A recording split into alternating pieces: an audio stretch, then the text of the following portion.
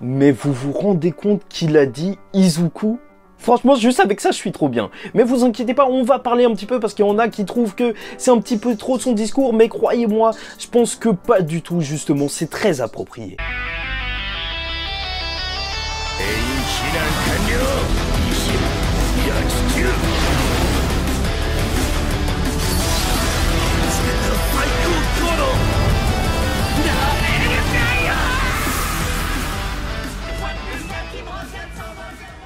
Mesdames et messieurs, ici Chaz et on se retrouve aujourd'hui pour la review du chapitre 322 de My Hero Academia, Dynamite, grand dieu des explosions meurtrières. Ok, c'est beaucoup trop long, mais en même temps, c'est le nom de héros de Bakugo. Et je pense que ça a énormément de sens d'avoir son nom de héros lors de ce chapitre et pas juste un chapitre qui s'appelle Bakugo. Mais bon, c'est le premier pas de Bakugo pour devenir véritablement un héros, à mon sens, assumé toutes ses erreurs. De toute façon, on va y revenir lorsqu'il va faire son discours, parce que oui, ce chapitre, il va s'ouvrir par la suite de ce qui s'était passé. Ida qui tenait la main d'Izuku, et donc Deku n'a même plus la force de se tirer de là. Il tombe et le dessin, il est juste magnifique, et encore une fois, je trouve que c'est là où on voit vraiment la puissance du dessin d'Horikoshi, qui n'est pas retranscrit dans l'animé. Voilà, j'ai un petit peu bugué, mais voilà, tu regardes cette image, il y a tellement de textures différentes. Je suis vraiment désolé, mais visuellement, l'animé n'arrive pas à la suite de ce dessin. Je suis vraiment désolé. Quand tu regardes ça, les vêtements ils puent, ils sont sales, tu le sens, il est à bout. Ochako va donc désactiver son alter et ils vont tous les deux tomber. D'ailleurs, je trouve ça très approprié que le mot, et donc premier mot qui est véritablement dit lors de ce chapitre, c'est libération, parce que tout ce chapitre, c'est juste ça, et Deku, il est à bout, il est libéré, il est en larmes.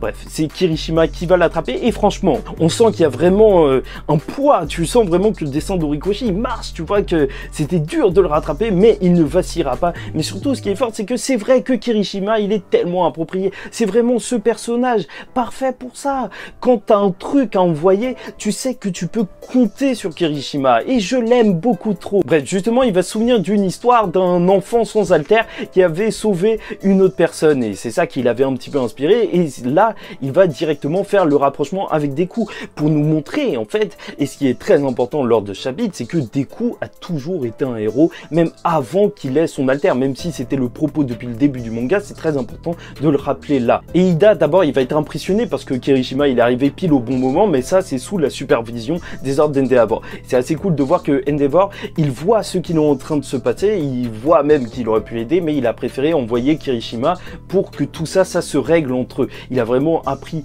à se mettre en retrait au moment où il le fallait, comme dans sa vie personnelle, en fait, même ce que tu vois durant les épisodes qui sont en train d'être diffusés, où justement, il laisse de la place à sa famille pour qu'elle se reconstruise, même sans lui.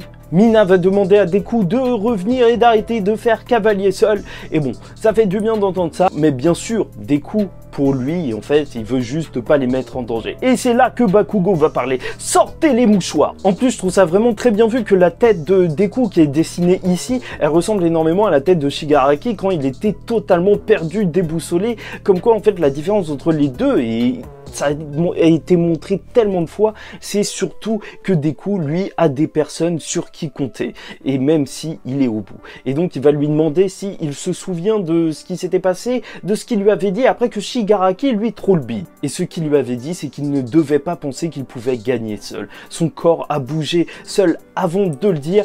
Et c'est là qu'on rentre dans le cœur du discours qui est vraiment une étape pour que Bakugo grandisse, en fait, qu'il comprenne ses erreurs. Il avoue tout, il dit qu'il a toujours eu peur que, en fait, Deku, il le dépasse depuis qu'il était enfant. Et c'est vrai que c'est très symbolique, cette image, où Izuku, il essaye de l'aider, alors que Bakugo a juste un alter de malade. C'était censé être le meilleur. Donc c'est un petit peu comme si on le rabaissait, même s'il n'a pas été vraiment rabaissé. Et je trouve ça très efficace, la façon d'Horikoshi, en fait, il dessine les personnages, justement, en train de grandir à chaque période qu'il est en train d'évoquer, parce qu'ensuite il va parler du collège où donc en fait il a commencé à rabaisser énormément Deku pour essayer de montrer sa supériorité, et même Aiwei, en fait, rien ne s'est passé comme prévu, en fait. Il n'était pas du tout supérieur, et c'est l'endroit où a brillé Deku, même si Bakugo a brillé, lui, il le sait très bien.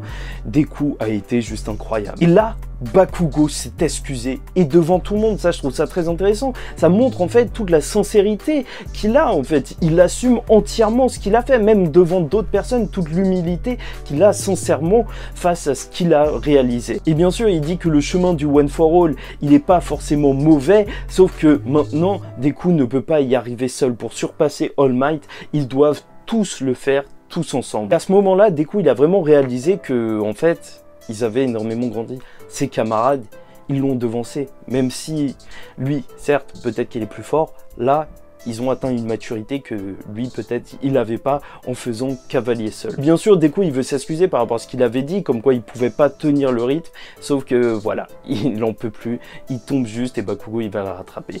Et oui, certes, peut-être que ces excuses, elles arrivent un peu tôt dans le manga, mais en même temps, All for One, il est là, il est à l'extérieur, c'est la menace, Bakugo, il a failli mourir.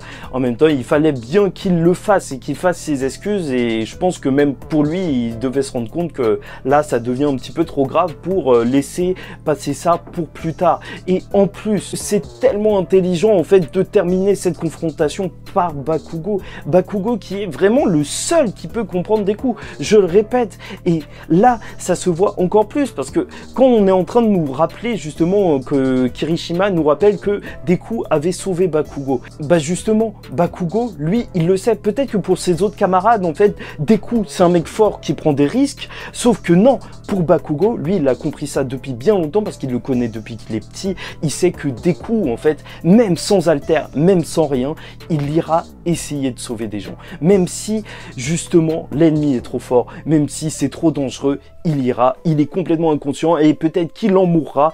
Et voilà, c'est que Bakugo qui peut comprendre ça après avoir vécu autant d'années à ses côtés. Et c'est vrai que le passage où il dit que pour surpasser All Might, il faudra y aller tous ensemble, ça sonne un petit peu comme un aveu de faiblesse de sa part. Comme si un petit peu, bah en fait là, il acceptait que c'était Izuku le successeur de All Might et qu'il ferait tout pour l'aider. Mais je pense pas pour autant que Bakugo il sera relayé au second rôle. Hein. Je pense vraiment que quand même il pourra essayer d'être numéro 1, il a le potentiel pour. Bref, c'est des excuses méritées et je sais qu'il y a beaucoup de personnes qui ont trouvé ça un petit peu niais en fait, tout ce discours. Mais en même temps, encore, le discours de la classe, peut-être que c'était niais, peut-être qu'ils auraient pu le ramener sans forcément lui parler. Sauf que là, Bakugo, mais c'est totalement approprié, frère. Enfin, c'est normal. Il est en train de s'excuser. Il est en train de s'excuser. C'est normal qu'il s'explique un petit peu. Il va juste dire, il va pas juste dire pardon et juste s'en aller. Non, je trouve ça totalement approprié. C'est tellement un grand développement pour Bakugo en tant que personne et surtout pour s'affirmer en tant que héros, tu vois, qui reconnaît ses faiblesses. Et par contre, je reviens même pas sur les polémiques qui disaient oui, Bakugo il a pas à s'excuser parce que Deku n'a pas souffert de la situation. En vrai, c'est n'importe quoi. Je suis désolé, hein, mais j'ai du mal à mâcher mes mots, à être friendly, parce que je trouve que c'est n'importe quoi. En vrai, quand tu fais du mal à quelqu'un, même s'il le ressent pas, il faut que tu t'excuses. Déjà, qui tu es pour savoir que la personne en face, en fait, elle souffre pas. Tu vois, c'est trop bizarre. Il y a des gens, ils souffrent, ils le disent pas, tu vois. C'est normal de s'excuser si t'as fait un truc de mal. Je comprends pas. Il y a vraiment des gens un petit peu bizarres. Enfin, je comprends dans l'idée, mais... Bref, c'est juste le début du calvaire parce que ça va pas être si facile que ça au final.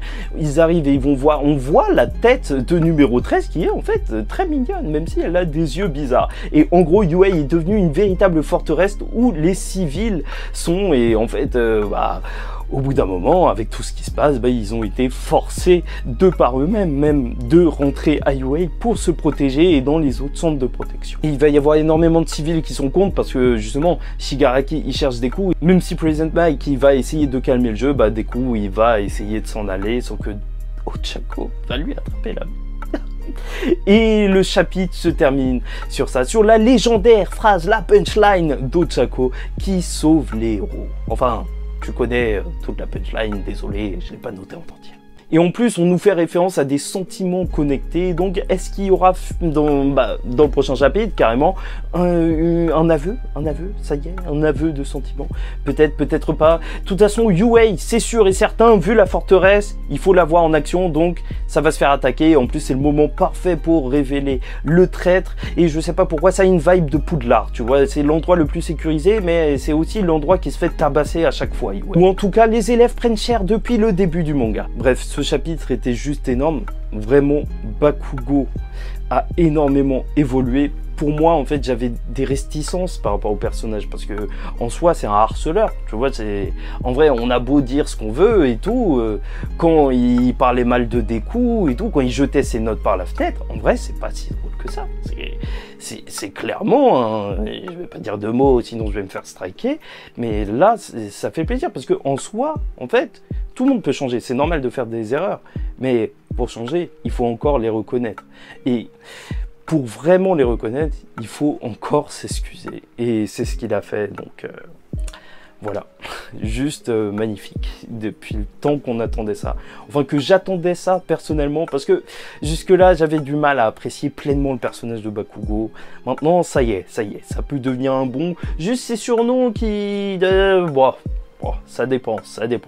On va dire, il faut qu'il soit très proche des gens, parce que appeler les gens rouleau de PQ, bon, je sais pas si c'est exactement ça, mais je le prends comme ça. C'est peut-être un petit peu limite. Bref, je pense pas trop que les interactions entre Izuku et Bakugo vont changer au final, même si, voilà, oui, je pense pas qu'il va devenir tout calme. De toute façon, ça ressemblerait pas trop au personnage, mais en même temps, ça irait dans la vibe besginiste. Donc on verra bien, mais c'était un plaisir de faire cette review, véritablement.